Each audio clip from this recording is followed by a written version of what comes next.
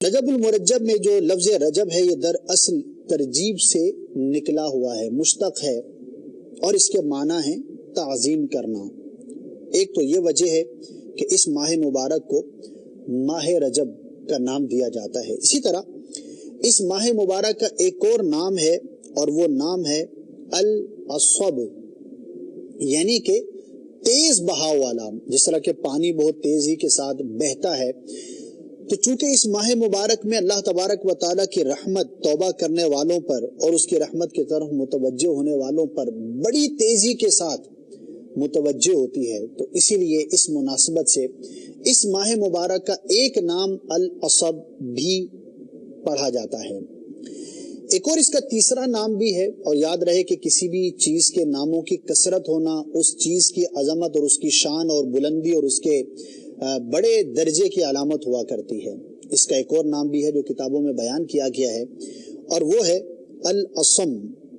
اس کی مختلف وجوہات بیان کی گئی ہیں، اور ایک وجہ یہ بیان کی گئی کہ اس ماہ مبارک میں اللہ تبارک و تعالی نے کسی قوم کو عذاب نہ دیا، اور اسی طرح سے اس ماہ مبارک میں جنگ کی آواز نہیں سنائی دیتی۔ سرکار صلی اللہ تعالی علیہ وآلہ وسلم کی تشریف آوری سے پہلے بھی جو اہل عرب تھے اور وہاں کے لوگ تھے، اگرچہ جنگ و جدال کیا کرتے تھے، چھوٹی چھوٹی بات پر کئی جو ہے وہ دہائیوں تک لڑائیاں جاری رہتی تھیں، ایسی جہالت کا زمانہ تھا، لیکن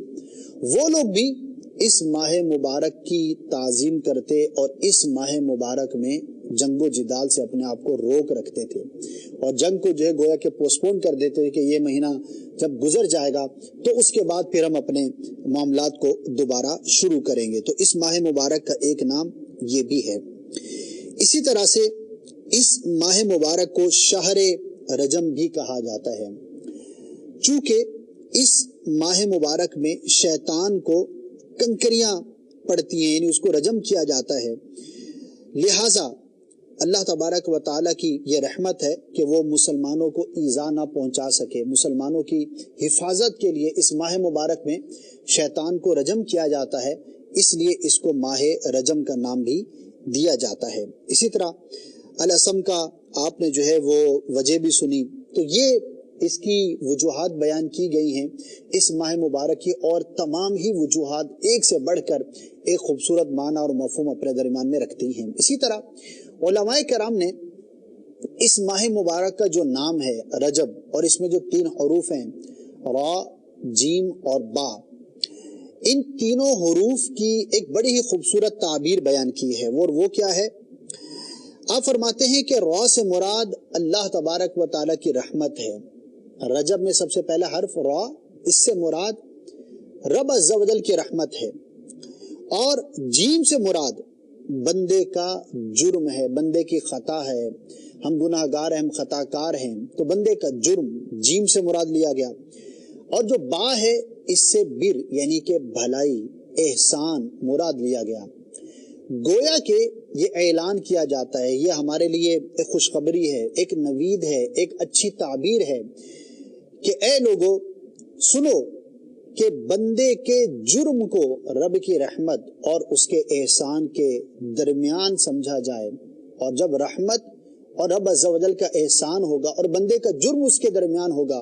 تو اللہ تبارک و تعالیٰ کے رحمت اور احسان کے صدقے سے اس بندے کے گناہوں کو، جرموں کو معاف کر دیا جائے گا۔ تو بڑا ہی ایک پیارا یہ بھی اس کا تصور ہے۔ حضرت سیدنا علامہ صفوری رحمۃ اللہ تعالی علیہ ارشاد فرماتے ہیں کہ رجب المرجب بیج بونے کا، شعبان المعظم آب پاشی کا یعنی پانی دینے کا، اور رمضان المبارک فصل کاٹنے کا مہینہ ہے۔ علماء کرام، ہمارے بزرگان دین، ہمارے اسلاف ہر چیز کو بڑی خوبصورت نظر سے دیکھا کرتے تھے۔ رمضان المبارک چونکہ اس امت کا مہینہ ہے اور بڑا ہی خاص مہینہ ہے، لیکن اس سے 2 ماہ پہلے ہی سے رجب المرجب میں ہم بیج بو سکتے ہیں، اور پھر شعبان المعظم میں آنسو بہا کر اس کی آبیاری کی جا سکتی ہے، تاکہ رمضان المبارک میں ہم نیکیوں کی فصل کاٹ سکیں، اللہ تبارک و تعالیٰ کی بارگاہ سے انعام و اکرام حاصل کر سکیں۔ تو علماء فرماتے ہیں اگر کوئی شخص माह रजब उल मुरज्जब में नेकियों का बीज नहीं बोएगा, तो जाहिर है कि जब बीज ही नहीं होगा तो आबपाशी नहीं हो पाएगी, आबियारी नहीं हो पाएगी, और जब आबियारी नहीं हो पाएगी तो फसल नहीं काट सकेंगे। तो माह रजब उल मुरज्जब से ही अपनी इबादतों को हमें शुरू कर देना चाहिए, ज़ौक़ और शौक़ में मजीद इजाफे की कोशिश करनी चाहिए, ताकि अभी से हम जो है वो अपने रब अज़्ज़ा वजल की इबादत के लिए अपने आप को तैयार कर सकें, रजब में इबादत को शुरू करें, शाबानुल मुअज़्ज़म में मजीद पुख्तगी की तरफ जाएं और रमज़ान मुबारक में हम मजीद इसकी बरकतें हासिल कर सकें।